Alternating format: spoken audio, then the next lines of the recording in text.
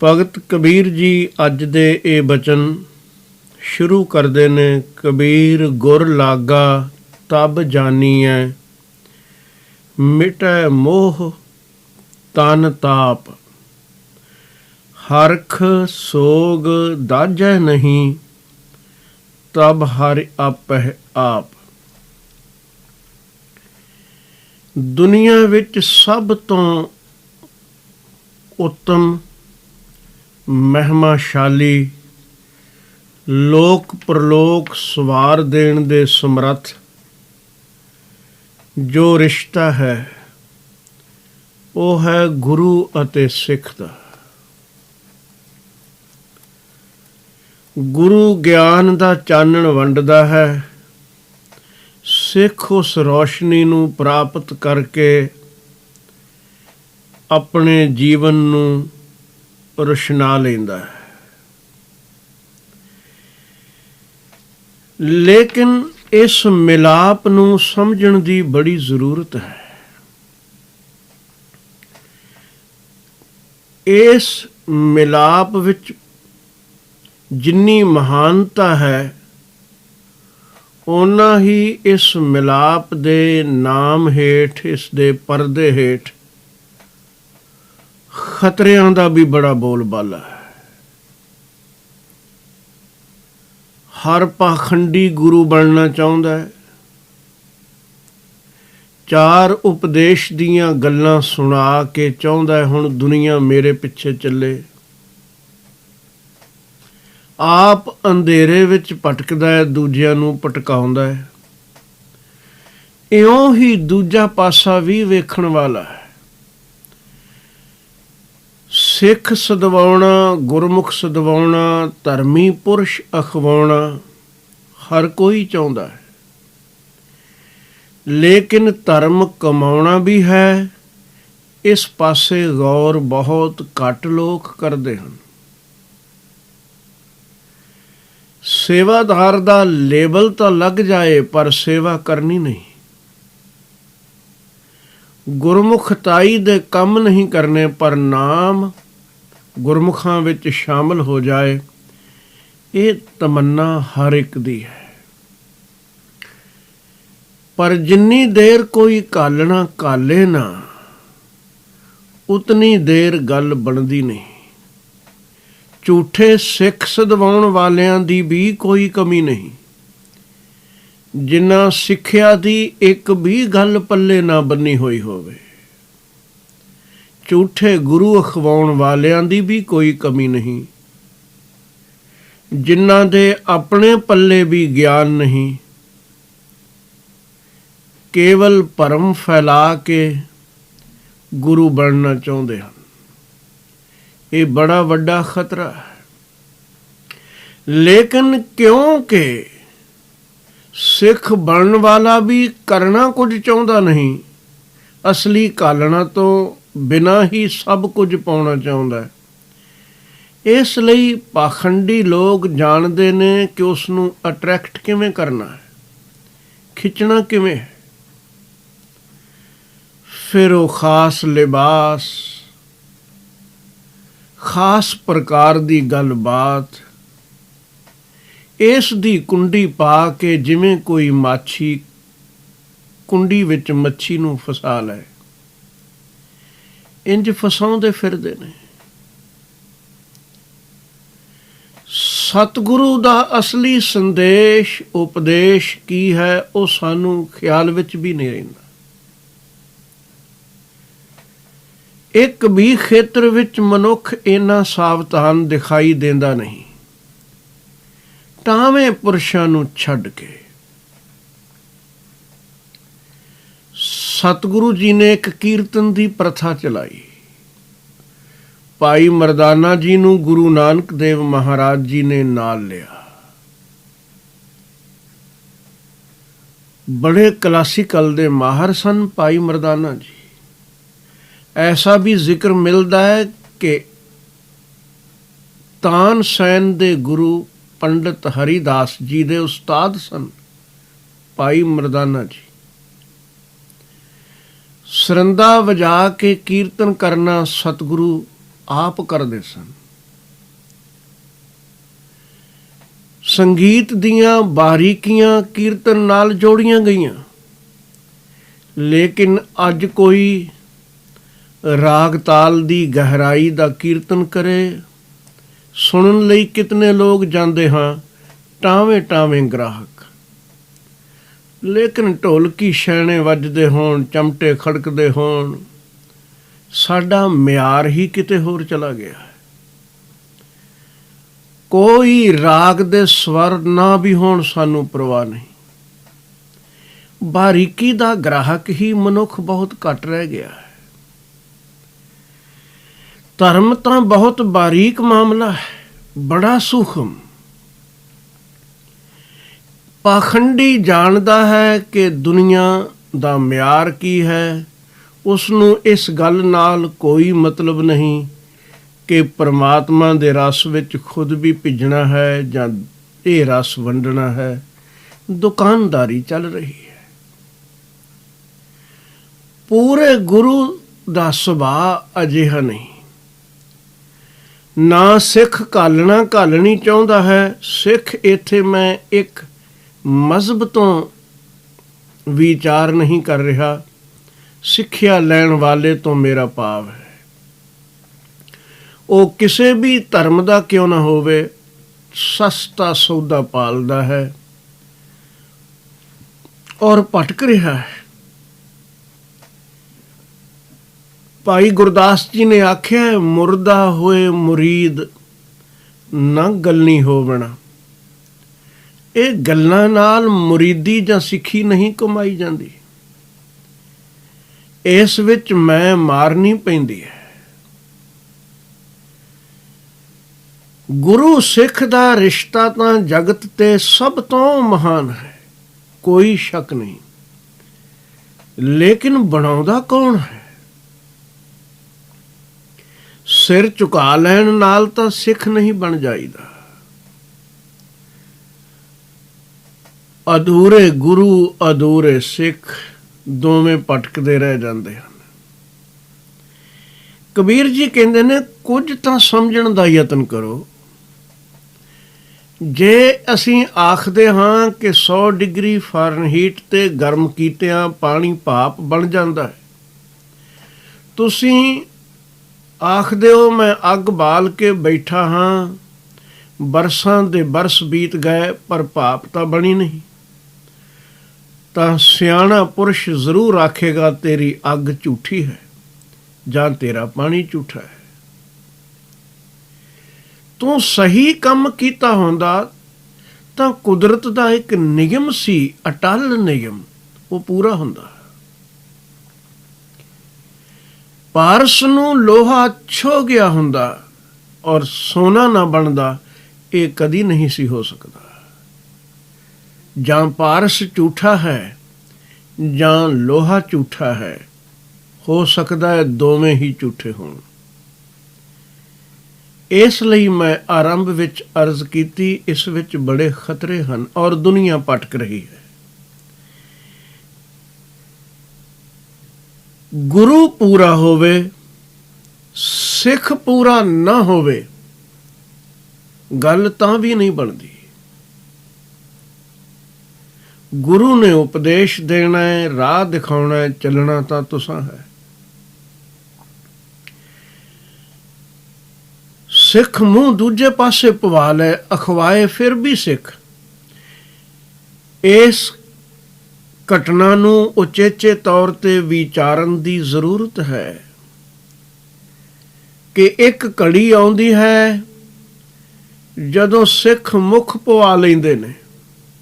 ਕਾਰਨ ਕੋਈ ਹੋਣ, ਮੈਂ ਇਤਿਹਾਸ ਦੇ ਪਿਛੋਕੜ ਵਿੱਚ ਨਹੀਂ ਜਾਣਾ ਚਾਹੁੰਦਾ, ਕਿਉਂਕਿ ਗੁਰਬਾਣੀ ਦੀ ਇਹ ਵਿਚਾਰ ਜਿੰਨੀ ਅਧਿਆਤਮਕ ਤੌਰ ਤੇ ਅਸੀਂ ਆਪਣੇ ਆਪੇ ਨੂੰ ਵਿਚਾਰਨ ਲਈ ਕਰ ਲਈਏ, ਓਨੀ ਬਿਹਤਰ ਹੈ। ਮੁੱਖ ਪਵਾ ਲੈਣ ਲਈ ਤਿਆਰ ਨੇ। ਚਾਹੁੰਦੇ ਕੀ ਹਨ? ਕਾਰਨ ਇੱਕ ਹੈ ਕੇਵਲ, ਕਿ ਜੋ ਅਸੀਂ ਆਖਨੇ ਆ ਤੁਸੀਂ ਉਹ ਕਰੋ। ਗੁਰੂ ਆਖਦਾ ਹੈ ਜਿਵੇਂ ਮੈਂ ਆਖਣਾ ਤੁਸੀਂ ਉਂਝ ਕਰੋ। ਸਿੱਖ ਦਾ ਕੰਮ ਹੈ ਗੁਰ ਫਰਮਾਏ ਗੁਰ ਸਿੱਖ ਕਰਨਾ। ਗੁਰੂ ਜੋ ਹੁਕਮ ਕਰੇ ਸਿੱਖ ਨੇ ਉਹ ਕਰਨਾ ਹੈ, ਨਾ ਕਿ ਜੋ ਸਿੱਖ ਨੇ ਕਹਿਣਾ ਹੈ ਗੁਰੂ ਨੇ ਉਹ ਕਰਨਾ ਹੈ। ਫਿਰ ਤਾਂ ਤੁਸੀਂ ਗੁਰੂ ਹੋ ਗਏ, ਰਾਹ ਤੁਸੀਂ ਦੱਸਣ ਵਾਲੇ ਬਣ ਗਏ, ਤੁਹਾਡੇ ਦੱਸੇ ਰਾਹ ਤੇ ਗੁਰੂ ਚੱਲੇ। ਇਹ ਤਾਂ ਰਿਸ਼ਤਾ ਹੀ ਉਲਟਾ ਹੋ ਗਿਆ। ਜਿਸ ਵੇਲੇ ਸਿੱਖਾਂ ਦੇ ਮਨ ਵਿੱਚ, ਸਿੱਖ ਅਖਵਾਉਣ ਵਾਲਿਆਂ ਦੇ ਮਨ ਵਿੱਚ ਇਹ ਆਇਆ ਜਿਵੇਂ ਅਸੀਂ ਚਾਹੁੰਦੇ ਹਾਂ ਤਿਵੇਂ ਕਰੋਗੇ ਤਾਂ ਰਿਸ਼ਤਾ ਕਾਇਮ, ਸਤਿਗੁਰੂ ਨੇ ਸੋਚਿਆ ਇਹ ਰਿਸ਼ਤਾ ਕਿਵੇਂ ਰਹਿ ਗਿਆ। ਸਿੱਖ ਦਾ ਕੰਮ ਗੁਰੂ ਦੀ ਆਗਿਆ ਵਿੱਚ ਚੱਲਣਾ ਹੈ, ਇਹ ਆਪਣੀ ਆਗਿਆ ਮਨਾਉਣੀ ਚਾਹੁੰਦੇ ਨੇ, ਫਿਰ ਤਾਂ ਇਹ ਉਲਟੀ ਖੇਡ ਵਰਤ ਗਈ। ਇਹ ਗੁਰੂ ਬਣ ਬੈਠੇ ਜੋ ਆਪ ਭੁੱਲੇ ਨੇ, ਉਹ ਗੁਰੂ ਨੂੰ ਵੀ ਭੁਲਾਉਣਾ ਚਾਹੁੰਦੇ ਹਨ। ਸਤਿਗੁਰੂ ਨੇ ਆਖਿਆ ਭਾਈ ਇਹ ਗੱਲ ਤਾਂ ਬਣੇਗੀ ਨਹੀਂ, ਸਾਡਾ ਫੈਸਲਾ ਜੋ ਹੈ ਉਹ ਅਟਲ ਹੈ। ਸਿੱਖਾਂ ਆਖਿਆ ਫਿਰ ਅਸੀਂ ਜਾਣੇ, ਫਿਰ ਸਾਡਾ ਕੋਈ ਰਿਸ਼ਤਾ ਨਹੀਂ। ਕਮਾਲ ਦੀ ਗੱਲ ਹੈ ਕਿ ਸਿੱਖ ਖਵਾਉਣ ਵਾਲਾ ਗੁਰੂ ਨੂੰ ਆਪਣੀ ਗੱਲ ਮਨਾਉਣੀ ਚਾਹੁੰਦਾ ਹੈ ਔਰ ਉਸ ਤੇ ਜ਼ਿੱਦ ਕਰਦਾ ਹੈ। ਸਤਿਗੁਰੂ ਕਹਿੰਦੇ ਨੇ ਕੋਈ ਹਰਜਾ ਨਹੀਂ, ਮਜਬੂਰ ਕਰਕੇ ਕਿਸੇ ਨੂੰ ਲਿਆਂਦਾ ਨਹੀਂ, ਰੁਕਣ ਵਾਸਤੇ ਮਜਬੂਰ ਕਰਨਾ ਨਹੀਂ। ਜਾਣਾ ਚਾਹੁੰਦੇ ਹੋ, ਇਹ ਇੱਕ ਬੜੀ ਵੱਡੀ ਚੋਟ ਸੀ। ਦਾਅਵੇਦਾਰੀ ਤਾਂ ਉਸੇ ਵੇਲੇ ਟੁੱਟ ਗਈ ਸੀ ਜਿਸ ਵੇਲੇ ਸਿੱਖ ਖਵਾਉਣ ਵਾਲਿਆਂ ਆਖ ਦਿੱਤਾ ਜੇ ਸਾਡੀ ਗੱਲ ਨਹੀਂ ਮੰਨਣੀ ਤੇ ਅਸੀਂ ਚੱਲੇ।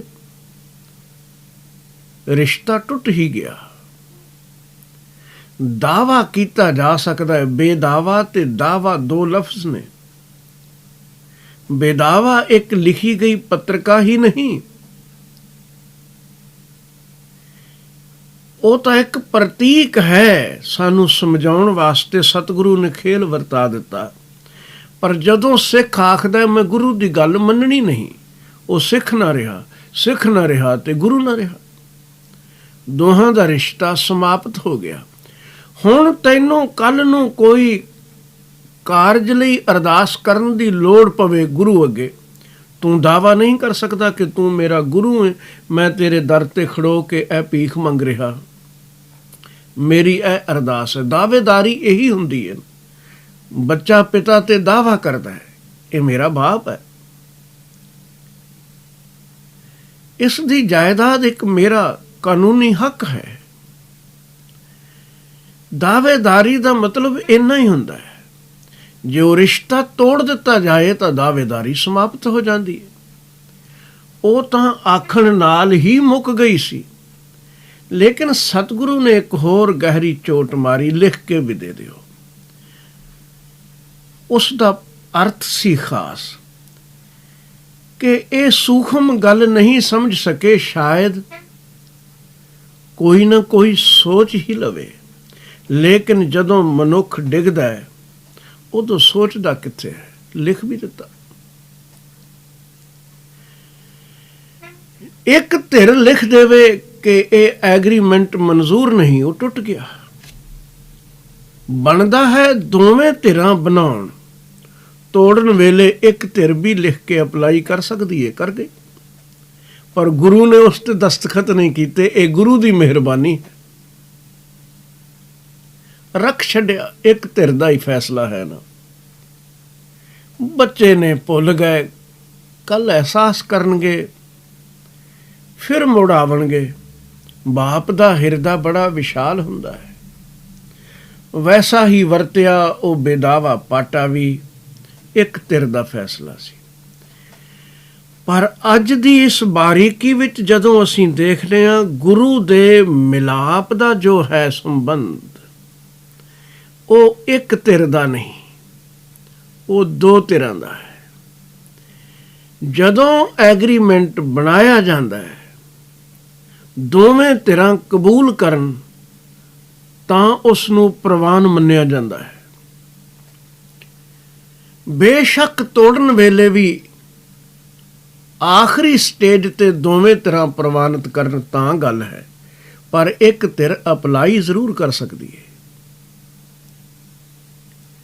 ਗੁਰੂ ਤੇ ਸਿੱਖ ਦਾ ਰਿਸ਼ਤਾ ਮਾਮੂਲੀ ਰਿਸ਼ਤਾ ਨਹੀਂ। ਕਬੀਰ ਸਾਹਿਬ ਕਹਿੰਦੇ ਨੇ, ਅਗਰ ਇਹ ਸੰਬੰਧ ਬਣ ਗਿਆ, ਇਹ ਮਿਲਾਪ ਗਿਆ ਬਣ, ਦੋਨੋਂ ਸੱਚੇ ਹੋਏ, ਸਿੱਖ ਵੀ ਦਿਲੋਂ ਸਿੱਖ ਹੋਇਆ ਤੇ ਗੁਰੂ ਵੀ ਪੂਰਾ ਗੁਰੂ ਹੋਇਆ। ਅਧੂਰਾ ਗੁਰੂ ਹੋਵੇ ਲੱਖ ਸ਼ਰਧਾ ਲਈ, ਫਿਰ ਉਹ ਗੱਲ ਬਣਨ ਵਾਲੀ ਨਹੀਂ। ਹਜ਼ਰਤ ਸੁਲਤਾਨ ਬਾਹੂ ਨੇ ਇਸ ਪੱਖ ਤੋਂ ਠੀਕ ਆਖਿਆ। ਉਹ ਕਹਿੰਦਾ ਹੈ, ਮੁਰਸ਼ਿਦ ਉਹ ਸਹੇੜੀਏ ਜਿਹੜਾ ਦੋ ਜੱਗ ਖੁਸ਼ੀ ਦਿਖਾਏ ਹੂ, ਲੋਕ ਪ੍ਰਲੋਕ ਦੋਨੋਂ ਸਵਾਰੇ, ਅਧੂਰਿਆਂ ਪਿੱਛੇ ਨਹੀਂ ਭਟਕਣਾ। ਮੁਰਸ਼ਿਦ ਉਹ ਸਹੇੜੀਏ ਜਿਹੜਾ ਦੋ ਜੱਗ ਖੁਸ਼ੀ ਦਿਖਾਏ ਹੂ, ਅਵਲ ਗਮ ਟੁਕੜੇ ਦਾ ਮੇਟੇ, ਵਤ ਰੱਬ ਦਾ ਰਾਹ ਸਮਝਾਏ ਹੂ। ਇਸ ਕੱਲਰ ਵਾਲੀ ਕੰਧੀ ਨੂੰ, ਨਿਕੰਮੀ ਦੇ ਨੂੰ, ਇਸ ਕੱਲਰ ਵਾਲੀ ਕੰਧੀ ਨੂੰ ਚਾ ਚਾਂਦੀ ਖਾਸ ਬਣਾਏ ਹੂ। ਜਿਸ ਮੁਰਸ਼ਿਦ ਅੰਨੇ ਕੁਝ ਨਾ ਕੀਤਾ ਬਾਹੂ, ਉਹਨੂੰ ਵਹਿੰਦੀ ਨਦੀ ਰੁੜਾਏ ਹੂ। ਉਸ ਨੂੰ ਕਰਨਾ ਕੀ ਹੈ? ਗੁਰੂ ਵੀ ਪੂਰਾ ਹੋਣਾ ਚਾਹੀਦਾ ਹੈ, ਫਿਰ ਹੈ ਸਿੱਖ ਵੀ ਪੂਰਾ ਹੋਣਾ ਚਾਹੀਦਾ ਹੈ। ਸਿੱਖ ਦੇ ਪੂਰਾ ਹੋਣ ਵਿੱਚ ਇੱਕੋ ਹੀ ਤਾਂ ਸ਼ਰਤ ਹੈ, ਗੁਰ ਫਰਮਾਏ ਗੁਰਸਿੱਖ ਕਰਨਾ। ਆਪਣੇ ਆਪ ਨੂੰ ਸਮਰਪਿਤ ਕਰ ਦਿੱਤਾ ਹੈ, ਜਿਸ ਰਾਹ ਗੁਰੂ ਚਲਾਏ ਉਸ ਤੇ ਚੱਲਣਾ ਹੈ। ਫਿਰ ਸੰਬੰਧ ਬਣ ਗਿਆ, ਫਿਰ ਨਤੀਜੇ ਵੀ ਸਾਹਮਣੇ ਆਉਣਗੇ। ਕਬੀਰ ਜੀ ਕਹਿੰਦੇ ਨੇ, ਅਗਰ ਨਤੀਜੇ ਸਾਹਮਣੇ ਆਉਣ ਲੱਗ ਪਏ ਤਾਂ ਸਮਝੀ ਮਿਲਾਪ ਹੋਇਆ। ਜੇ ਲੋਹਾ ਲੋਹਾ ਹੀ ਰਿਹਾ ਤਾਂ ਕੋਈ ਨਾ ਕੋਈ ਕਮਜ਼ੋਰੀ ਹੈ ਇਸ ਮਿਲਾਪ ਵਿੱਚ, ਇਹ ਮਿਲਾਪ ਬਣਿਆ ਨਹੀਂ। ਅਸੀਂ ਗੁਰੂ ਵਾਲੇ ਵੀ ਸਦਵਾਈਏ, ਸਾਡੀ ਜ਼ਿੰਦਗੀ ਵੀ ਨਾ ਬਦਲੇ ਤਾਂ ਕੋਈ ਨਾ ਕੋਈ ਇਸ ਰਿਸ਼ਤੇ ਵਿੱਚ ਕਮੀ ਹੈ, ਕਮਜ਼ੋਰੀ ਹੈ, ਇਹ ਰਿਸ਼ਤਾ ਬਣਿਆ ਨਹੀਂ। ਕਬੀਰ ਜੀ ਕਹਿੰਦੇ ਨੇ, ਮੈਂ ਨਹੀਂ ਮੰਨਦਾ। ਕਬੀਰ ਗੁਰ ਲਾਗਾ ਤਬ ਜਾਨੀਏ, ਤਬ ਇੱਕ ਸ਼ਰਤ ਹੈ। ਮੈਂ ਤਾਂ ਮੰਨਦਾ ਹਾਂ, ਮਿਟੈ ਮੋਹ ਤਨ ਤਾਪ। ਜੇ ਜ਼ਿੰਦਗੀ ਵਿੱਚੋਂ ਮੋਹ ਸਮਾਪਤ ਹੋ ਜਾਏ, ਮੋਹ ਹੈ ਸੰਸਾਰ ਦੀ ਪਕੜ, ਗੁਰੂ ਨੇ ਬਣਾਉਣੀ ਹੈ ਨਿਰੰਕਾਰ ਦੀ ਪਕੜ। ਇੱਥੇ ਹੀ ਬੁਨਿਆਦੀ ਅੰਤਰ ਹੈ। ਸੰਸਾਰ ਵਿੱਚ ਵਿਚਰਨਾ ਬੁਰਾ ਨਹੀਂ, ਪਕੜ ਇਸ ਲਈ ਬੁਰੀ ਹੈ ਕਿ ਜਿਸ ਨੇ ਸਾਥ ਦੇਣਾ ਨਹੀਂ, ਉਸ ਨੂੰ ਅਸੀਂ ਸਾਥੀ ਮੰਨ ਕੇ ਇੱਕ ਭਰਮ ਵਿੱਚ ਪੈ ਜਾਂਦੇ ਹਾਂ, ਹੋਰ ਤਾਂ ਕੋਈ ਗੱਲ ਨਹੀਂ। ਜੇ ਸਫ਼ਰ ਦੇ ਸਾਥੀ ਜਾਣੀਏ, ਕੋਈ ਹਰਜਾ ਨਹੀਂ। ਇਹ ਪਦਾਰਥ ਜ਼ਿੰਦਗੀ ਵਿੱਚ ਭੋਗਣੇ ਨੇ, ਕੰਮ ਆਉਂਦੇ ਨੇ, ਦੌਲਤ ਦੀ ਜ਼ਰੂਰਤ ਹੈ, ਕੰਮ ਆਉਂਦੀ ਹੈ। ਸਰੀਰ ਜਿੰਨਾ ਚਿਰ ਜ਼ਿੰਦਗੀ ਚੱਲਦੀ ਹੈ ਸਾਥੀ ਹੈ। ਹਰ ਰਿਸ਼ਤਾ ਚੰਗਾ ਹੈ, ਪਰ ਹਾਂ ਸਾਥੀ ਸਫ਼ਰ ਦੇ ਹੀ। ਇਹ ਦੁਨੀਆ ਇੱਕ ਸਰਾਂ ਹੈ, ਇੰਨਾ ਸਮਝਣ ਦੀ ਜ਼ਰੂਰਤ ਹੈ। ਲੇਕਿਨ ਮੋਹ ਆਖਦਾ ਨਹੀਂ, ਇਹ ਸਭ ਕੁਝ ਮੇਰਾ ਹੈ। ਕਮਾਲ ਦੀ ਗੱਲ ਹੈ, ਇਹਨਾਂ ਸਾਰੇ ਪਦਾਰਥਾਂ ਵਿੱਚੋਂ ਇੱਕ ਵੀ ਵਸਤੂ ਅਸੀਂ ਨਾਲ ਲੈ ਕੇ ਆਏ ਨਹੀਂ, ਨਾਲ ਲੈ ਕੇ ਜਾਣਾ ਨਹੀਂ। ਫਿਰ ਵੀ ਸਾਰੀ ਉਮਰ ਦਾਅਵਾ ਕਰਦੇ ਹਾਂ, ਇਹ ਮੇਰਾ ਹੈ, ਇਹ ਮੇਰਾ ਹੈ, ਇਹ ਮੇਰਾ ਹੈ। ਪੂਰਾ ਸਤਿਗੁਰੂ ਇਸ ਦਾਅਵੇਦਾਰੀ ਵਿੱਚੋਂ ਕੱਢਦਾ ਹੈ ਕਿ ਦੇਖ, ਭੁਲੇਖੇ ਵਿੱਚ ਕਿਉਂ ਹੈ? ਅੱਖਾਂ ਖੋਲ ਕੇ ਤੱਕ ਲੈ, ਦੁਨੀਆ ਵਿੱਚ ਕਿੰਨੇ ਲੋਕ ਇੰਜ ਤੇਰੇ ਵਾਂਗ ਹੀ ਆਖਦੇ ਸਨ, ਪਰ ਕੌਣ ਕਿਸ ਦਾ ਕਦੋਂ ਸਾਥੀ ਬਣਿਆ ਹੈ?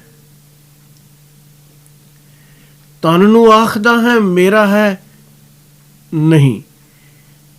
ਇੱਕ ਸਮੇਂ ਵਾਸਤੇ ਤੈਨੂੰ ਇਸ ਵਿੱਚ ਰਹਿਣ ਲਈ ਟਿਕਾਣਾ ਮਿਲਿਆ ਹੈ, ਜ਼ਿੰਦਗੀ ਭੋਗ, ਆਖਰ ਤੂੰ ਇਸ ਨੂੰ ਵੀ ਇੱਥੇ ਛੱਡ ਜਾਣਾ ਹੈ। ਤੇਰਾ ਕੋਈ ਹੋ ਸਕਦਾ ਹੈ ਤਾਂ ਉਹ ਨਿਰੰਕਾਰ ਹੈ। ਦੁਨੀਆ ਦੇ ਰਿਸ਼ਤਿਆਂ ਤੇ ਦਾਅਵੇਦਾਰੀ ਬੰਨੇ, ਇਹ ਮੇਰਾ ਹੈ, ਪਕੜ ਬਣਾਉਣ ਦੀ ਕੋਸ਼ਿਸ਼ ਕਰੇ, ਕਿਸ ਦੀ ਪਕੜ ਕਦੋਂ ਕੰਮ ਆਈ? ਵੱਡੇ ਵੱਡੇ ਕਬੀਲਿਆਂ ਦੇ ਮੁਖੀ ਸਭ ਕੁਝ ਛੱਡ ਕੇ ਇਕੱਲੇ ਹੀ ਤੁਰ ਗਏ। 1 ਲੱਖ ਪੂਤ 1.25 ਲੱਖ ਨਾਤੀ, ਤੇ ਰਾਵਨ ਕਰ ਦੀਆ ਨਾ ਬਾਤੀ। ਕੌਣ ਰਿਸ਼ਤੇਦਾਰ ਨਾਲ ਆਇਆ, ਕੌਣ ਰਿਸ਼ਤੇਦਾਰ ਨਾਲ ਗਿਆ। ਕੋਈ ਸਤਿਗੁਰੂ ਰਿਸ਼ਤੇ ਤੋੜ ਦੇਣ ਦੀ ਪ੍ਰੇਰਨਾ ਨਹੀਂ ਦੇ ਰਹੇ, ਨਾ ਕਬੀਰ ਸਾਹਿਬ ਦੇ ਰਹੇ ਨੇ। ਸਮਝਾ ਇੰਨੀ ਗੱਲ ਰਹੇ ਹਨ ਕਿ ਇਹ ਸਫ਼ਰ ਦੇ ਸਾਥੀ ਨੇ, ਅਗਾਂਹ ਮਿੱਤਰਾ ਇਕੱਲਿਆਂ ਹੀ ਜਾਣਾ ਹੈ। ਇਸ ਮੋਹ ਤੋਂ ਉੱਪਰ ਉੱਠ, ਫਿਰ ਕੋਈ ਹਰਜਾ ਨਹੀਂ। ਮੋਹ ਪਕੜ ਬਣਾ ਲੈਂਦਾ ਹੈ, ਜਿਸ ਵੇਲੇ ਪਕੜ ਬਣਦੀ ਏ ਛੱਡਣਾ ਪਵੇ ਤੇ ਚੂਰਦਾ ਹੈ। ਪਕੜ ਵੱਧਦੀ ਹੈ, ਕੁਝ ਹੋਰ ਮਿਲ ਰਿਹਾ ਹੈ, ਬੜਾ ਖੁਸ਼ ਹੁੰਦਾ, ਹਾਲਾਂਕਿ ਇਹ ਪਕੜ ਝੂਠੀ ਹੈ। ਮਾਟੀ ਕੋ ਪੁੱਤਰਾ ਕੈਸੇ ਨੱਚਤ ਹੈ, ਪੇਖੈ ਪੇਖੈ ਸੁਨੈ ਬੋਲੇ ਦੌਰਿਓ ਫਿਰਤ ਹੈ। ਜਬ कछ पावे तब गर्भ करत है, माया गई तब रोवन लगत है। ਇਹ ਸਾਡੇ ਮੋਹ ਦੇ ਕਾਰਨ ਹੈ। ਹਾਲਾਂਕਿ ਕੋਈ ਪਦਾਰਥ, ਕੋਈ ਰਿਸ਼ਤਾ ਸਦੀਵੀ ਨਹੀਂ। ਗੁਰੂ ਦਾ ਮਿਲਾਪ ਸਾਡੇ ਅੰਦਰ ਤਬਦੀਲੀ ਲਿਆਉਂਦਾ ਹੈ, ਸੱਚ ਦਿਖਾ ਦਿੰਦਾ ਹੈ। ਗੁਰੂ ਪਰਿਵਾਰ ਨੂੰ ਛੱਡ ਕੇ ਦੌੜਨ ਦੀ ਪ੍ਰੇਰਨਾ ਨਹੀਂ ਦਿੰਦਾ, ਪੂਰੀ ਜ਼ਿੰਮੇਵਾਰੀ ਨਿਭਾ। ਲੇਕਿਨ ਯਾਦ ਰੱਖ, ਅੰਤਮ ਯਾਤਰਾ ਤੇਰੀ ਇਕੱਲੇ ਦੀ ਹੀ ਹੈ। ਤੇਰੇ ਕਰਮ ਦੇ ਹਿਸਾਬ ਵਿੱਚ ਕਿਸੇ ਨੇ ਸਹਾਈ ਨਹੀਂ ਹੋਣਾ। ਜਿਨ੍ਹਾਂ ਨੂੰ ਬਹਾਨੇ ਬਣਾ ਕੇ ਗੁਨਾਹ ਕਰਦਾ ਹੈ, ਸਾਵਧਾਨ ਹੋ ਜਾ। ਗੱਲ ਤਾਂ ਇਤਨੀ ਹੈ। ਲੋਹੇ ਨੂੰ ਸੋਨਾ ਬਣਾ ਦਿੰਦਾ ਹੈ ਪੂਰਾ ਗੁਰੂ। ਭਾਈ ਸਾਹਿਬ ਭਾਈ ਗੁਰਦਾਸ ਜੀ ਨੇ ਲਿਖਿਆ ਹੈ, ਜੇ ਸੱਚਮੁੱਚ ਮਿਲਾਪ ਹੋ ਜਾਏ ਤਾਂ ਕਿਵੇਂ ਤਬਦੀਲੀਆਂ ਆਉਂਦੀਆਂ ਨੇ। ਸਤਿਗੁਰ ਪਾਰਸ ਪਰਸਿਐ, ਕੰਚਨ ਕਰੈ ਮਨੂਰ ਮਲੀਣਾ। ਮਲੀਨ ਸੜੇ ਹੋਏ ਲੋਹੇ ਨੂੰ, ਲੋਹੇ ਦੀ ਮੈਲ ਨੂੰ ਵੀ ਸੋਨਾ ਬਣਾ ਦਿੰਦਾ ਹੈ ਪੂਰਾ ਗੁਰੂ। ਸਤਿਗੁਰ ਬਾਵਨ ਚੰਦਨੋਂ ਵਾਸ ਸਵਾਸ ਕਰੈ ਲਾਖੀਣਾ। ਪੂਰਾ ਗੁਰੂ ਬਾਵਨ ਚੰਦਨ ਹੈ, ਜਿਹੜਾ ਉਸ ਦੀ ਨਿਕਟਤਾ ਪਾ ਲੈ, ਉਸ ਵਿੱਚ ਵੀ ਆਪਣੇ ਗੁਣਾਂ ਦੀਆਂ ਖੁਸ਼ਬੂਆਂ ਭਰ ਦੇਵੇ, ਸੀਤਲਤਾ ਭਰ ਦੇਵੇ। ਸਤਿਗੁਰ ਪੂਰਾ ਪਾਰਜਾਤ, ਸਿਮਲ ਸਫਲ ਕਰੈ ਸੰਗ ਲੀਣਾ। ਨਾਲ ਮਿਲਾ ਕੇ ਜਿਵੇਂ ਸਿਮਲ ਦੇ ਬਿਰਸ਼ ਨੂੰ ਵੀ ਚੰਦਨ ਬਣਾ ਦੇਵੇ। ਮਾਨ ਸਰੋਵਰ ਸਤਿਗੁਰੂ, ਕਾਗੋਂ ਹੰਸ ਜਲੋਂ ਦੁੱਧ ਪੀਣਾ। ਪੂਰਾ ਸਤਿਗੁਰੂ ਮਾਨ ਸਰੋਵਰ ਹੈ, ਜਿਸ ਵਿੱਚ ਮੋਤੀ ਮੋਤੀ ਨੇ। ਪੂਰੇ ਗੁਰੂ ਨਾਲ ਸੰਬੰਧ ਬਣ ਜਾਏ, ਉਹ ਪਰਖ ਸਮਝਾ ਦਿੰਦਾ ਹੈ।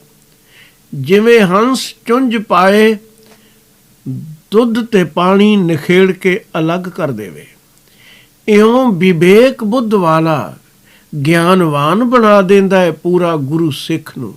ਉਹ ਭਰਮ ਵਿੱਚ ਭਟਕਦਾ ਨਹੀਂ, ਕਾਂ ਤੋਂ ਹੰਸ ਬਣਾ ਦਿੰਦਾ ਹੈ। ਗੁਰ ਤੀਰਥ ਦਰਿਆਓ ਹੈ, ਪਸ਼ੂ ਪ੍ਰੇਤ ਕਰੈ ਪ੍ਰਬੀਣਾ। ਗੁਰੂ ਅਸਲੀ ਤੀਰਥ ਹੈ, ਹੋਰ ਦਰਿਆਵਾਂ ਤੀਰਥਾਂ ਤੇ ਭਟਕਣ ਦੀ ਕੋਈ ਵੀ ਜ਼ਰੂਰਤ ਨਹੀਂ। ਪੂਰੇ ਗੁਰੂ ਨਾਲ ਜਿਸ ਦਾ ਸੰਬੰਧ ਬਣ ਗਿਆ, ਪਸ਼ੂ ਪ੍ਰੇਤ ਵਾਲੀਆਂ ਬਿਰਤੀਆਂ ਉਸ ਇਨਸਾਨ ਦੇ ਅੰਦਰੋਂ ਨਿਕਲ ਗਈਆਂ। ਪ੍ਰਵੀਣ ਪੁਰਸ਼, ਮਾਹਿਰ ਮਨੁੱਖ ਬਣ ਗਿਆ, ਜਿਸ ਨੂੰ ਪਤਾ ਹੈ ਇਨਸਾਨੀ ਜ਼ਿੰਦਗੀ ਨੂੰ ਕਿਵੇਂ ਜਿਉਣਾ ਹੈ। ਸਤਿਗੁਰ ਬੰਦੀ ਛੋੜ ਹੈ, ਜੀਵਨ ਮੁਕਤ ਕਰੈ ਓਡੀਣਾ। ਪੂਰਾ ਸਤਿਗੁਰੂ ਬੰਧਨਾਂ ਵਿੱਚੋਂ ਕੱਢ ਕੇ ਜੀਵਨ ਮੁਕਤ, ਸਹੀ ਅਰਥਾਂ ਵਿੱਚ ਉਦਾਸੀ ਬਣਨ ਦੀ ਜਾਚ ਸਿਖਾਉਂਦਾ ਹੈ। ਉਹ ਉਦਾਸੀ ਨਹੀਂ ਜੋ ਪਦਾਰਥ ਛੱਡ ਕੇ ਅੱਗੇ ਅੱਗੇ ਦੌੜ ਜਾਏ। ਗੁਰਮੁਖ ਨਾ ਪਿੱਛੇ ਦੌੜਦਾ ਹੈ, ਨਾ ਅੱਗੇ ਦੌੜਦਾ ਹੈ। ਉਸ ਦੀ ਜ਼ਿੰਦਗੀ ਵਿੱਚ ਇੱਕ ਟਿਕਾ ਹੈ। ਪਦਾਰਥਾਂ ਵਿੱਚ ਵਿਚਰਦਾ ਹੈ, ਪਰ ਨਿਰਲੇਪ ਰਹਿੰਦਾ ਹੈ। ਗੁਰਮੁਖ ਮਨ ਅਪਤੀਜ ਪਤੀਣਾ, ਜਿਹੜਾ ਮਨ ਆਸਾਨੀ ਨਾਲ ਪਤੀਜਣ ਵਾਲਾ ਨਹੀਂ ਸੀ, ਪੂਰਾ ਗੁਰੂ ਉਸ ਵਿੱਚ ਟਿਕਾ ਭਰ ਦਿੰਦਾ ਹੈ। ਕਬੀਰ ਗੁਰ ਲਾਗਾ ਤਬ ਜਾਨੀਐ, ਮਿਟੈ ਮੋਹ ਤਨ ਤਾਪ। ਸਰੀਰ ਦੇ ਸਾਰੇ ਕਲੇਸ਼, ਮਨ ਦਾ ਹਰ ਕਲੇਸ਼ ਸਰੀਰ ਨੂੰ ਸਾੜਦਾ ਹੈ। ਇਹ ਮਨ ਤੇ ਤਨ ਇਕੱਠੇ ਨੇ, ਬੜੀ ਨੇੜਤਾ ਹੈ ਇਹਨਾਂ ਦੀ। ਮਨ ਦਾ ਇੱਕ ਇੱਕ ਫੁਰਨਾ ਸਾਡੇ ਤਨ ਤੇ ਆਪਣਾ ਅਸਰ ਪਾਉਂਦਾ ਹੈ। ਲਾਲਚ ਜਾਗਦਾ ਹੈ ਤਾਂ ਸਰੀਰ ਤੇ ਪ੍ਰਭਾਵ ਪੈਂਦਾ ਹੈ। ਜਿਸ ਵੇਲੇ ਦਇਆ ਉਪਜਦੀ ਹੈ ਤਾਂ ਪ੍ਰਭਾਵ ਪੈਂਦਾ ਹੈ। ਜ਼ਰਾ ਮਹਿਸੂਸ ਕਰਨ ਵਾਲਾ ਇਨਸਾਨ ਚਾਹੀਦਾ ਹੈ। ਹਰ ਵਿਚਾਰ ਸਾਡੇ ਸਰੀਰ ਨੂੰ ਪ੍ਰਭਾਵਿਤ ਕਰਦਾ ਹੈ। ਇਸ ਮੋਹ ਨੇ ਵੀ ਸਾਡੇ ਸਰੀਰ ਨੂੰ ਪ੍ਰਭਾਵਿਤ ਕੀਤਾ ਹੋਇਆ ਹੈ। ਬੜੀ ਪਕੜ ਅਸੀਂ ਬਣਾ ਰੱਖੀ ਹੈ। ਪੂਰੇ ਗੁਰੂ ਦੇ ਭੇਟਦਿਆਂ ਹੀ ਮਨੁੱਖ ਦਾ ਮੋਹ ਮਿਟ ਜਾਂਦਾ ਹੈ। ਵਿਚਰਦਾ ਹੈ ਇਸੇ ਸੰਸਾਰ ਵਿੱਚ, ਪਰ ਮੋਹ ਦੀ ਦਿਸ਼ਾ ਬਦਲ ਗਈ। ਜਿੰਨੀ ਦੇਰ ਮੋਹ ਮਾਇਆ ਵਿੱਚ ਸੀ, ਓਨੀ ਦੇਰ ਮਾਲਕ ਨੂੰ ਦੂਰ ਸਮਝਦਾ ਸੀ। ਪੰਚਮ ਪਾਤਸ਼ਾਹ ਦੇ ਬਚਨ ਹਨ, ਮੋਹ ਮੋਹਿਆ ਜਾਣੈ ਦੂਰ ਹੈ, ਕਹੋ ਨਾਨਕ ਸਦਾ ਹਦੂਰ ਹੈ। ਪੂਰੇ ਗੁਰੂ ਨੇ ਤਬਦੀਲੀ ਲੈ ਆਂਦੀ। ਹੁਣ ਪਦਾਰਥ ਨੂੰ ਮੇਰਾ ਮੇਰਾ ਨਹੀਂ, ਪਰਮਾਤਮਾ ਨੂੰ ਮੇਰਾ ਮੇਰਾ ਆਖਦਾ ਹੈ। ਅਸਲੀਅਤ ਵੱਲ ਮੁੜ ਪਿਆ ਹੈ। ਇਸ ਨੂੰ ਜਿੱਤਣਾ ਇੰਨਾ ਆਸਾਨ ਨਹੀਂ। ਮੋਹ ਬੜਾ ਬਲਵਾਨ ਹੈ। ਇਸ ਨੇ ਪਸ਼ੂ ਪੰਖੀਆਂ ਤੱਕ ਨੂੰ ਮੋਹ ਰੱਖਿਆ ਹੈ। ਗੁਰੂ ਅਰਜਨ ਦੇਵ ਜੀ ਮਹਾਰਾਜ ਕਹਿੰਦੇ ਹਨ, ਹੇ ਅਜਿਤ ਸੂਰ ਸੰਗਰਾਮੰ ਅਤਿ ਬਲਨਾ ਬਹੁ ਮਰਦਨੈ, ਗਣ ਗੰਧਰਵ ਦੇਵ ਮਨੁੱਖਯੰ ਪਸ਼ੂ ਪੰਖੀ ਵਿਮੋਹਨ ਹੈ।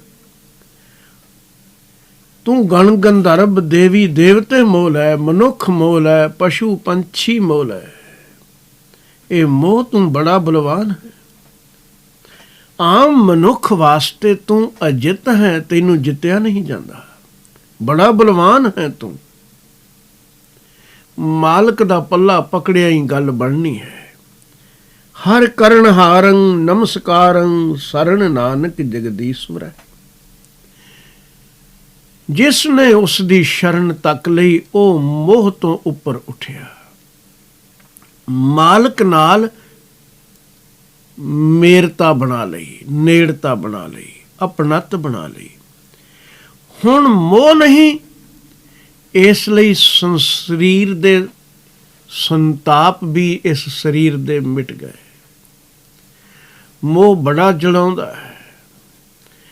ਐ ਮੇਰਾ, ਮੇਰੇ ਹੱਥੋਂ ਨਿਕਲੇ ਤਾਂ ਦੁੱਖ, ਹੋਰ ਮਿਲ ਜਾਏ ਤਾਂ ਹੰਕਾਰ। ਇੱਕ ਦੇ ਨਾਲ ਜੁੜਿਆ ਹੋਇਆ ਕਬੀਲਾ ਵਿਕਾਰਾਂ ਦਾ ਦੂਜਾ ਵੀ ਆਣ ਖੜਾ ਹੁੰਦਾ ਹੈ। ਸੁਭਾਵਿਕ ਹੈ। ਤ੍ਰਿਸ਼ਨਾ ਹੋਰ ਜਾਗੇਗੀ, ਅੱਗ ਹੋਰ ਵਧੇਗੀ। ਤਨ ਤੇ ਉਸ ਦਾ ਅਸਰ ਪਵੇਗਾ ਹੀ। ਇੱਕ ਦਇਆਵਾਨ ਪੁਰਸ਼ ਦੇ ਨੇਤਰਾਂ ਵਿੱਚ ਤੱਕੋ ਤਾਂ ਗੱਲ ਹੋਰ ਹੈ। ਇੱਕ ਤ੍ਰਿਸ਼ਨਾ ਦੇ ਭਰੇ ਹੋਏ ਮਨੁੱਖ ਦੇ ਨੇਤਰਾਂ ਵੱਲ ਤੱਕੋ, ਗੱਲ ਹੋਰ ਹੈ। ਕਿਉਂ? ਮਨ ਦੇ ਵਿਚਾਰਾਂ ਨੇ ਸਰੀਰ ਤੇ ਵੀ ਅਸਰ ਪਾਇਆ ਹੈ। ਸ਼ਬਦਾਵਲੀ ਬਦਲ ਜਾਂਦੀ ਹੈ, ਤੱਕਣੀ ਬਦਲ ਜਾਂਦੀ ਹੈ, ਸਰੀਰ ਤੇ ਅਸਰ ਹੁੰਦਾ ਹੈ।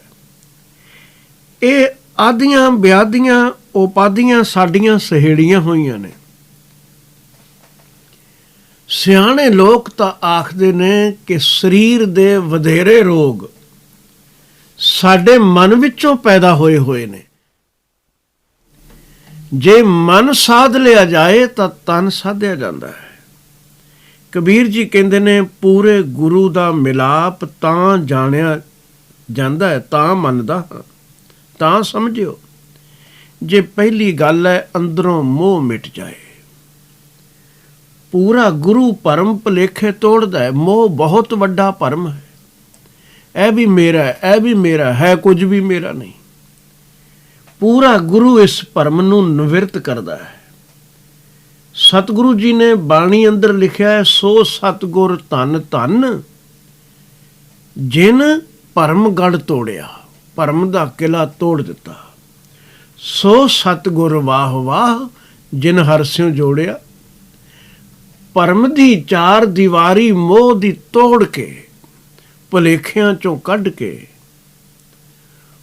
ਉਸ ਪਰਮ ਪਿਤਾ ਪਰਮਾਤਮਾ ਨਾਲ ਸੰਬੰਧ ਬਣਾ ਦਿੱਤਾ।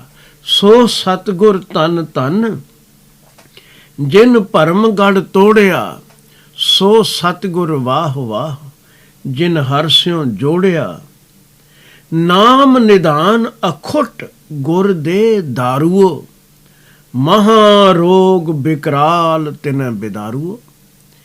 ਇਹ ਭਿਅੰਕਰ ਰੋਗ ਕਾਮ ਕ੍ਰੋਧ ਲੋਭ ਮੋਹ ਅਹੰਕਾਰ ਦੇ ਸਭ ਦੂਰ ਹੋ ਗਏ। ਸਭ ਬੰਧਨ ਵਿਕਾਰਾਂ ਦੇ ਮੋਹ ਦੇ ਕੱਟੇ ਗਏ। ਸਤਿਗੁਰ ਸਿੱਖ ਕੇ ਬੰਧਨ ਕੱਟੇ। ਗੁਰ ਕਾ ਸਿੱਖ ਵਿਕਾਰ ਤੇ ਹਟੇ। ਕਬੀਰ ਜੀ ਕਹਿੰਦੇ ਨੇ ਤਾਂ ਸਮਝਿਓ ਇਸ ਨੇ ਪੂਰਾ ਗੁਰੂ ਭੇਟਿਆ ਹੈ। ਜੇ ਕਰਮ ਕਰਤੂਤ ਉਹੀ ਹੈ, ਤਬਦੀਲੀ ਕੋਈ ਵੀ ਨਹੀਂ। ਉਹੀ ਵਿਚਾਰ ਨੇ, ਉਹੀ ਕਿਰਦਾਰ ਹੈ, ਉਹੀ ਸੁਭਾਅ ਹੈ, ਉਹੀ ਜੀਵਨ ਦੀ ਯਾਤਰਾ ਜੋ ਪਹਿਲੇ ਸੀ ਉਹੀ ਚੱਲ ਰਹੀ ਹੈ। ਇਹ ਮੱਥਾ ਜ਼ਰੂਰ ਟੇਕ ਆਇਆ ਹੋਵੇਗਾ, ਪਰ ਗੁਰੂ ਨੂੰ ਅਜੇ ਇਸ ਨੇ ਭੇਟਿਆ ਨਹੀਂ। ਵੱਡੇ ਭਾਗਾਂ ਦੀ ਬਾਤ ਹੈ ਇਹ ਕਿ ਕੋਈ ਪੂਰੇ ਗੁਰੂ ਨੂੰ ਭੇਟੇ, ਸੱਚਮੁੱਚ ਮਿਲਾਪ ਬਣਾ ਲੈ, ਫਿਰ ਤਬਦੀਲੀ ਜ਼ਰੂਰ ਆਉਂਦੀ ਹੈ। ਗੁਰ ਪੂਰਾ ਭੇਟਿਓ ਵੱਡ ਭਾਗੀ, ਮਨਹਿ ਭਇਆ ਪ੍ਰਗਾਸਾ। ਰੋਸ਼ਨੀ ਮਿਲੇਗੀ। ਕੋਇ ਨ ਪਹੁੰਚ ਨਹਾਰਾ ਦੂਜਾ ਆਪਣੇ ਸਾਹਿਬ ਕਾ ਪ੍ਰਵਾਸਾ। ਫਿਰ ਤਾਂ ਵਿਸ਼ਵਾਸ ਹੀ ਉੱਥੇ ਇੱਕ ਤੇ ਬਣ ਜਾਂਦਾ ਹੈ। ਮੋਹ ਮਿਟ ਗਿਆ, ਸਰੀਰ ਦੇ ਕਲੇਸ਼ ਦੂਰ ਹੋ ਗਏ। ਗੁਰੂ ਭੇਟਣ ਦੀ ਇਹ ਕਰਾਮਾਤ ਹੈ। ਕਬੀਰ ਗੁਰ ਲਾਗਾ ਤਬ ਜਾਨੀਐ, ਮਿਟੈ ਮੋਹ ਤਨ ਤਾਪ। ਹਰਖ ਸੋਗ ਦਾਜੈ ਨਹੀਂ, ਤਬ ਹਰ ਆਪਹਿ ਆਪ। ਸਾਡੀਆਂ ਖੁਸ਼ੀਆਂ ਗਮੀਆਂ ਕੀ ਹਨ, ਜਬ ਕਛ ਪਾਵੈ ਤਬ ਗਰਬ ਕਰਤ ਹੈ। ਨੱਚਦਾ ਫਿਰਦਾ ਹੈ, ਮਾਇਆ ਗਈ ਤਬ ਰੋਵਨ ਲਗਤ ਹੈ। ਕੁਝ ਹੱਥੋਂ ਖਿਸਕਦਾ ਹੈ, ਮੋਹ ਨੂੰ ਚੋਟ ਲੱਗਦੀ ਹੈ, ਰੋਂਦਾ ਹੈ।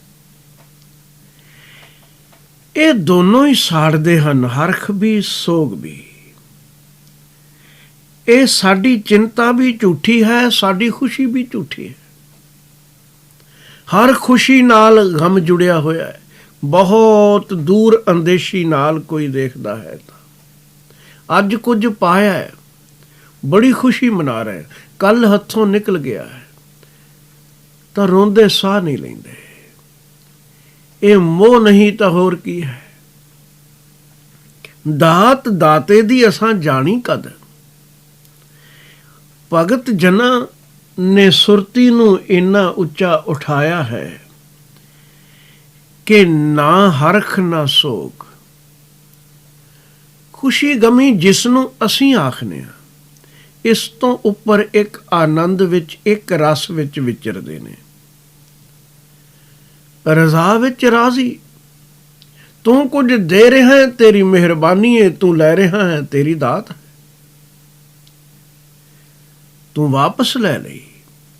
ਕਲਗੀਧਰ ਪਾਤਸ਼ਾਹ ਤਾਂ ਸਾਹਿਬਜ਼ਾਦਿਆਂ ਨੂੰ ਸ਼ਹੀਦ ਹੁੰਦਿਆਂ ਦੇਖ ਕੇ ਵੀ ਇਹੀ ਆਖਦੇ ਨੇ, ਤੇਰੀ ਅਮਾਨਤ ਅਦਾ ਕਰ ਦਿੱਤੀ।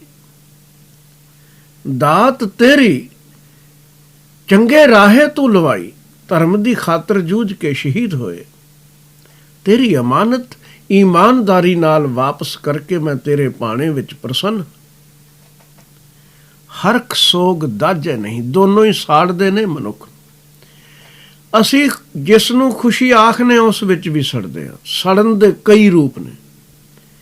ਝੂਠੀ ਖੁਸ਼ੀ ਨਾਲ ਗਮ ਲਈ ਬੈਠੀ ਹੈ, ਕੱਲ ਕੋਈ ਇਸੇ ਵਿੱਚ ਨੁਕਸਾਨ ਹੋਵੇਗਾ, ਰੋਣੇ। ਫਿਰ ਖੁਸ਼ੀ ਅਸੀਂ ਮਨਾਉਂਦੇ ਕਿਵੇਂ ਹਾਂ?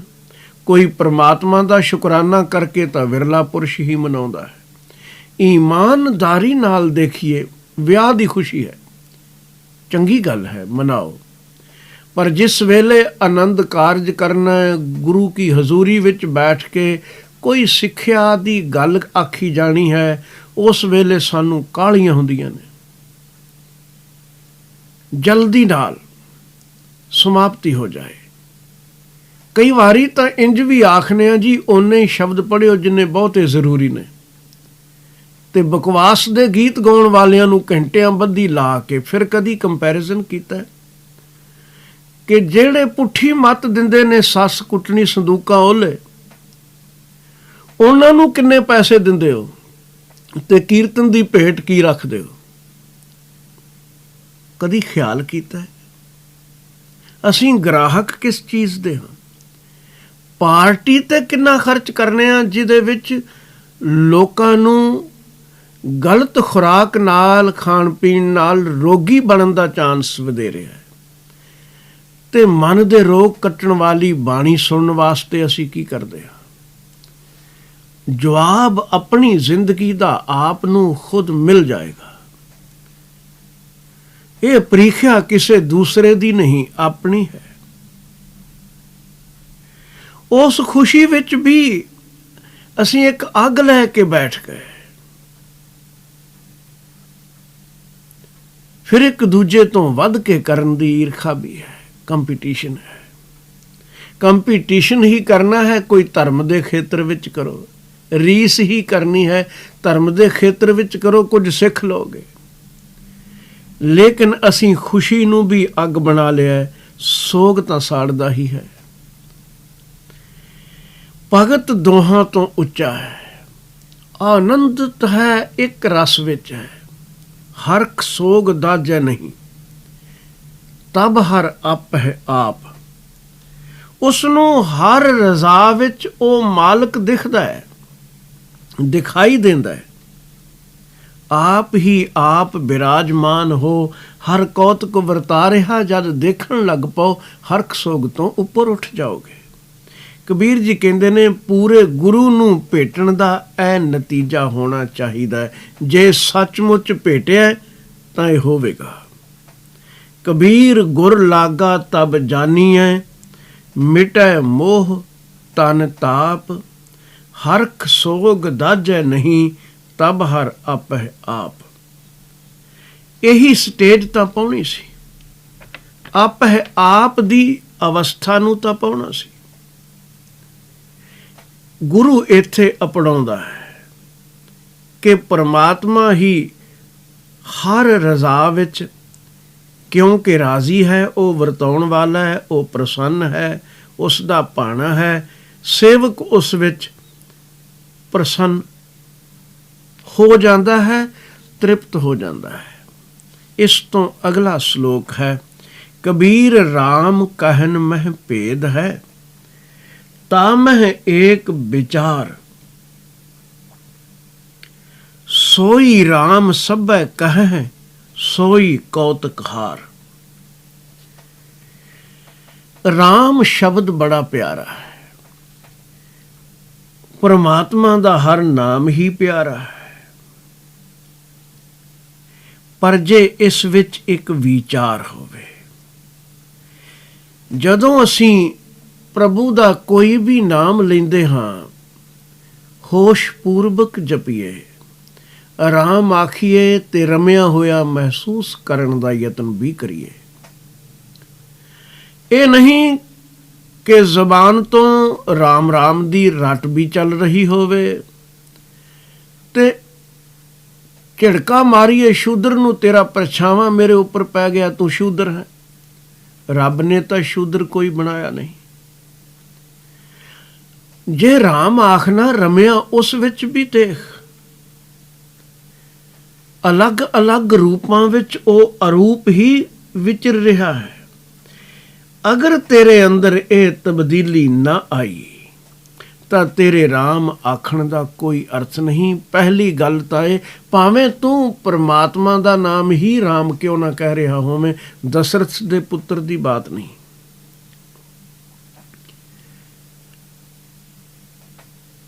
ਜੋ ਮਰਜ਼ੀ ਕੋਈ ਨਾਮ ਰੱਬ ਦਾ ਲਵੇ, ਅਗਰ ਉਸ ਦੇ ਅਰਥ ਜ਼ਿੰਦਗੀ ਵਿੱਚ ਨਹੀਂ ਆਏ ਤਾਂ ਅਜੇ ਨਾਮ ਲੈਣ ਵਿੱਚ ਕੋਈ ਅੰਤਰ ਹੈ। ਭਾਈ ਗੁਰਦਾਸ ਜੀ ਨੇ ਲਿਖਿਆ ਹੈ ਕਿ ਨਾਮ ਦੀ ਇੱਕ ਬਰਕਤ ਹੈ, ਜੇ ਕੋਈ ਸਹੀ ਅਰਥਾਂ ਵਿੱਚ ਜਾਗ ਕੇ ਜਪੇ। ਚਿੰਤਾਮਨ ਨੂੰ ਜਪੋਗੇ ਤੇ ਚਿੰਤਾ ਚਿੱਤ ਵਿੱਚੋਂ ਮੁੱਕਣੀ ਚਾਹੀਦੀ ਏ, ਤਾਂ ਹੀ ਤਾਂ ਉਸ ਦਾ ਕੋਈ ਅਰਥ।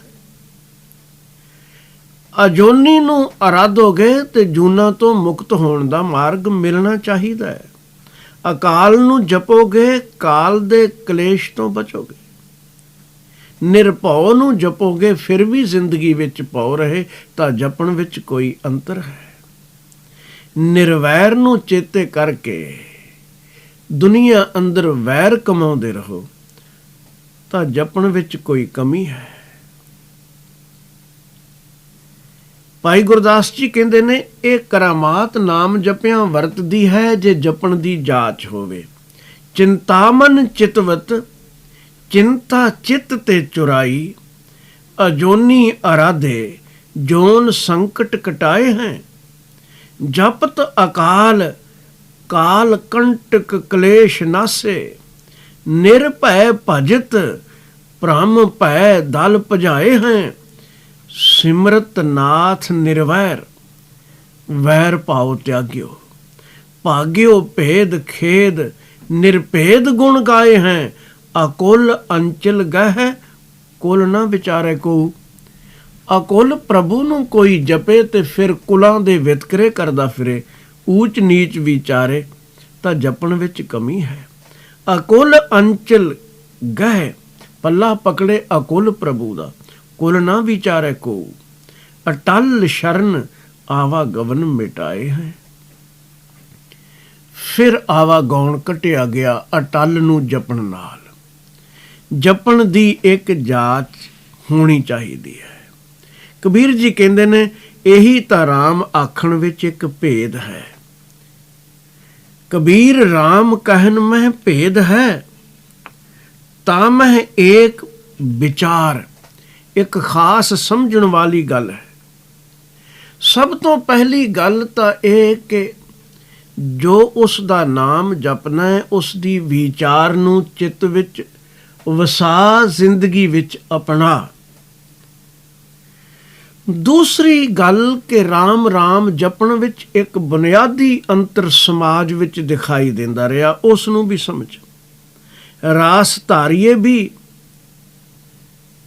ਰਾਮਲੀਲਾ ਵੀ ਲੋਕ ਕਰਦੇ, ਕ੍ਰਿਸ਼ਨ ਲੀਲਾ ਵੀ ਕਰਦੇ। ਕੋਈ ਸਵਾਂਗ ਰਚ ਕੇ ਰਾਮ ਦਾ ਤੇ ਰਾਮ ਬਣ ਜਾਂਦਾ, ਕੋਈ ਸਵਾਂਗ ਬਣ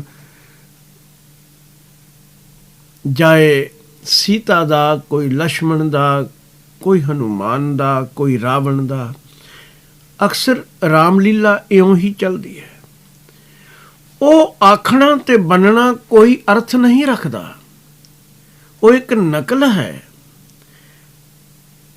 ਕੋਈ ਦਸ਼ਰਥ ਦੇ ਪੁੱਤਰ ਨੂੰ ਚੇਤੇ ਕਰੇ, ਉਹ ਰਾਮ ਇੱਕ ਸਰੀਰ ਵਿੱਚ ਉਸ ਦਾ ਨਾਮ ਰਾਮ ਸੀ। ਦੁਨੀਆ ਵਿੱਚ ਬੜੇ ਲੋਕਾਂ ਦੇ ਨਾਮ ਰਾਮ ਹੋਣਗੇ, ਉਹ ਇੱਕ ਸਰੀਰ ਦਾ ਧਾਰਨੀ। ਪਰ ਇੱਕ ਭਗਤ ਜਦੋਂ ਰਾਮ ਜਪਦਾ ਹੈ, ਉਹ ਕਿਸੇ ਦਸ਼ਰਥ ਦੇ ਪੁੱਤਰ ਦੀ ਗੱਲ ਨਹੀਂ ਕਰ ਰਿਹਾ। ਉਸ ਦਾ ਭਾਵ ਹੈ ਰਮਿਆ ਹੋਇਆ, ਜੋ ਘਟ ਘਟ ਦਾ ਵਾਸੀ ਹੈ। ਉਸ ਦੇ ਜਪਣ ਵਿੱਚ ਬਲ ਹੈ। ਉਹ ਮਨ ਵਿੱਚ ਉਹੀ ਕੁਝ ਕਮਾਉਂਦਾ ਹੈ ਜੋ ਮੁਖ ਤੋਂ ਬੋਲਦਾ ਹੈ। ਫਿਰ ਉਹ ਰਾਮ ਕਹੇ, ਰਹੀਮ ਕਹੇ, ਹਰੀ ਕਹੇ, ਵਾਹਿਗੁਰੂ ਕਹੇ, ਖੁਦਾ ਕਹੇ, ਉਸ ਨੂੰ ਜੀਵਨ ਵਿੱਚ ਗੁਣ ਨੂੰ ਵਸਾਇਆ ਹੈ। ਮਨ ਹੈ ਕਮਾਵੈ, ਮੁਖ ਹਰ ਹਰ ਬੋਲੇ, ਸੋ ਜਨ ਇਤ ਉਤ ਕਤਹਿ ਨ ਡੋਲੇ। ਕੇਵਲ ਆਖਣ ਦੀ ਗੱਲ ਨਹੀਂ, ਰਾਮ ਰਾਮ ਸਭ ਕੋ ਕਹੈ, ਕਹੇ ਰਾਮ ਨਾ ਹੋਏ,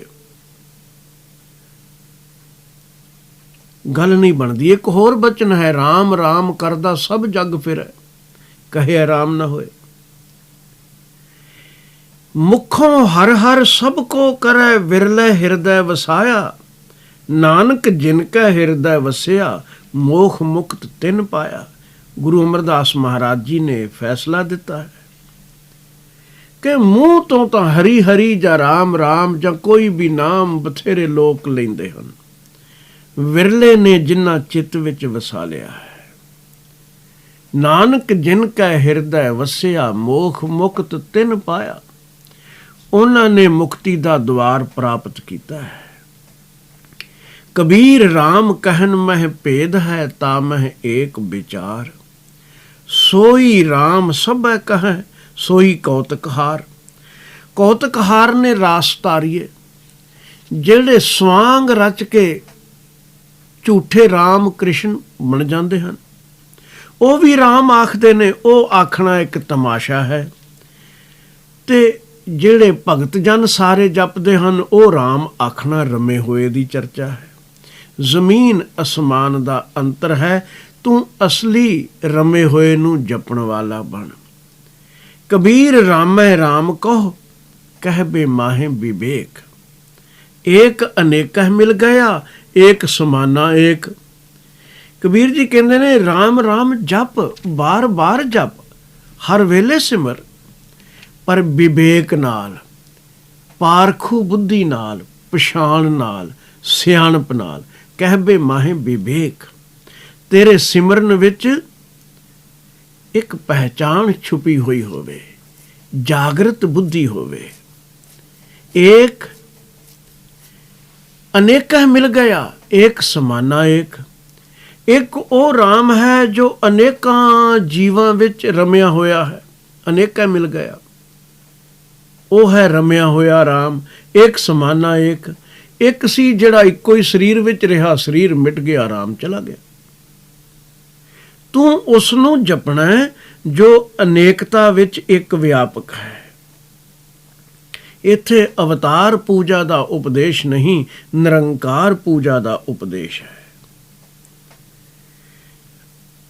ਉਸ ਇੱਕ ਦਾ ਪੁਜਾਰੀ ਬਣ ਜੋ ਸਭਨਾਂ ਵਿੱਚ ਵਿਆਪਕ ਹੈ।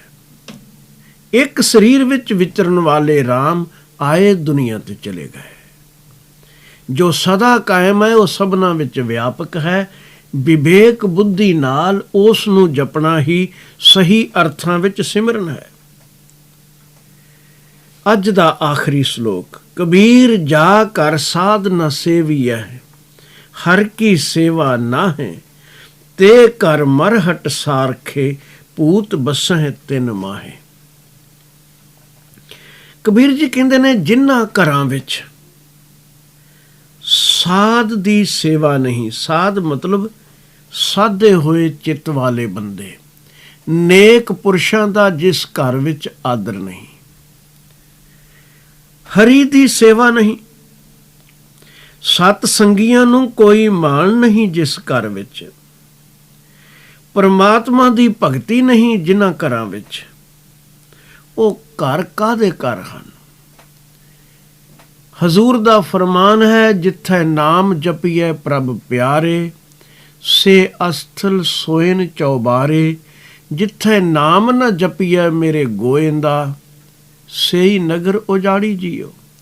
ਕੁੱਗ ਵਸਦੀ ਨਗਰੀ ਵੀ ਉਹ ਉਜਾੜ ਹੈ, ਜਿੱਥੇ ਬੰਦਗੀ ਨਹੀਂ, ਬੰਦਗੀਵਾਨ ਦਾ ਆਦਰ ਨਹੀਂ। ਸਾਨੂੰ ਪ੍ਰੇਰਣਾ ਦੇ ਰਹੇ ਹਨ ਭਗਤ ਕਬੀਰ ਜੀ ਕਿ ਨੇਕ ਬੰਦਿਆਂ ਦੀ ਸੇਵਾ ਜਿਸ ਘਰ ਵਿੱਚ ਨਹੀਂ, ਪਰਮਾਤਮਾ ਦੀ ਭਗਤੀ ਨਹੀਂ। ਕਿੰਨੇ ਸਾਫ਼ ਸੁਥਰੇ ਘਰਾਂ ਨੂੰ ਰੱਖੋ, ਕਿੰਨੇ ਉੱਚੇ ਤੇ ਕੀਮਤੀ ਮਹੱਲ ਉਸਾਰ ਲਓ, ਉਹ ਮਸਾਣਾਂ ਦੀ ਨਿਆਈ ਹਨ, ਕਬਰਸਤਾਨ ਨੇ।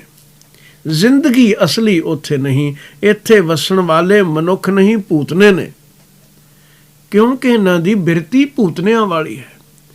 ਵਿਕਾਰਾਂ ਵੱਲ ਪ੍ਰੇਰਿਤ ਨੇ, ਪਰਮਾਤਮਾ ਦਾ ਚੇਤਾ ਹੀ ਨਹੀਂ।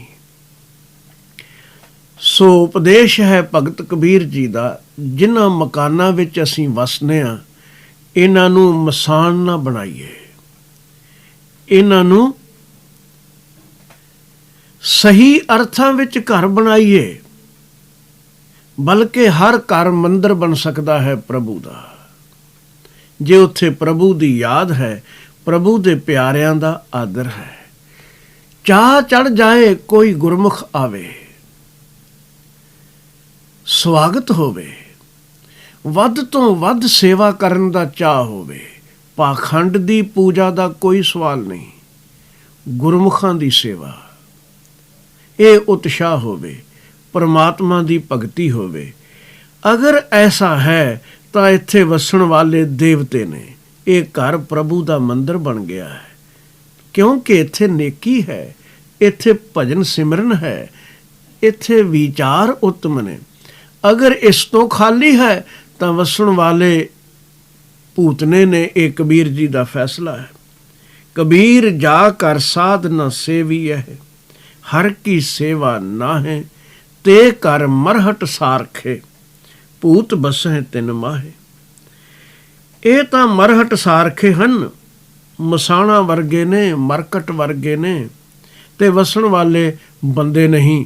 ਕਬੀਰ ਸਾਹਿਬ ਕਹਿੰਦੇ ਨੇ ਇਹ ਭੂਤਨੇ ਨੇ। ਵਾਹਿਗੁਰੂ ਜੀ ਕਿਰਪਾ ਕਰਨ, ਇਨਸਾਨੀ ਜਾਮਾ ਮਿਲਿਆ, ਘਰ-ਬਾਰ ਮਿਲਿਆ, ਇਹਨਾਂ ਨੂੰ ਮੰਦਰ ਨਿਆਈ ਬਣਾ ਕੇ ਘਰਾਂ ਨੂੰ ਤੇ ਆਪਣੇ ਆਪ ਨੂੰ ਉਸ ਭਗਵਾਨ ਦੀ ਨੇੜਤਾ ਵਾਲੇ ਗੁਰਮੁਖ ਬਣਾ ਸਕੀਏ, ਨਾ ਕਿ ਭੂਤਨੇ ਬਣ ਕੇ ਇਸ ਜੀਵਨ ਨੂੰ ਬਰਬਾਦ ਕਰਕੇ ਤੁਰ ਜਾਈਏ। ਇਹ ਅਰਦਾਸ ਹੈ। ਵਾਹਿਗੁਰੂ ਜੀ ਕਿਰਪਾ ਕਰਨ, ਜੀਵਨ ਸਫਲ ਬਣੇ। ਅਸੀਂ ਗੁਰਮੁਖਾਂ ਦੀ ਸੇਵਾ ਕਰਨ ਵਾਲੇ, ਨਿਰੰਕਾਰ ਦੀ ਭਗਤੀ ਕਰਨ ਵਾਲੇ ਇਨਸਾਨ ਬਣ ਕੇ ਮਨੁੱਖਾ ਜਨਮ ਦਾ ਅਸਲੀ ਲਾਹਾ ਖੱਟ ਸਕੀਏ। ਭੁੱਲਾਂ ਖਿਮਾ ਕਰਨੀਆਂ। ਵਾਹਿਗੁਰੂ ਜੀ ਕਾ ਖਾਲਸਾ, ਵਾਹਿਗੁਰੂ ਜੀ ਕੀ ਫਤਿਹ।